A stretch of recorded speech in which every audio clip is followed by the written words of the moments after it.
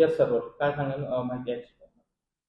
अ, चाकणमध्ये माणिक चौकाच्या जवळ एका कंटेनरने स्कूटी गाडीला धडक दिली होती. त्याच्यावरती 3 महिला होत्या. त्यापैकी जी 11 वर्षाची मुलगी आहे, तिच्या पायावरनं चाक गेला अशी शंका आहे. ती पायाला मेजर इंजुरी आहे.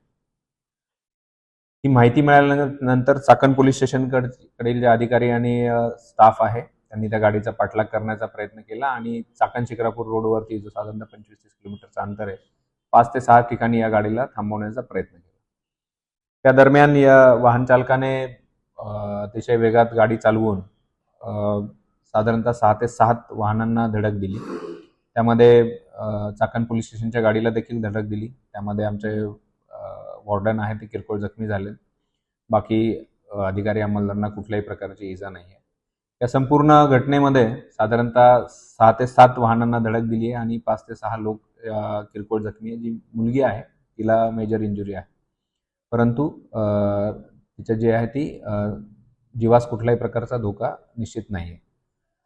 हे जे वाहन आहे कंटेनर, तो पुणे ग्रामीण पोलीस शिक्रापूर पोलीस स्टेशनच्या मदतीने त्यांना ताब्यात घेण्यात आलेलं आहे. ड्रायव्हरला नागरिकांनी काही मारहाण केली.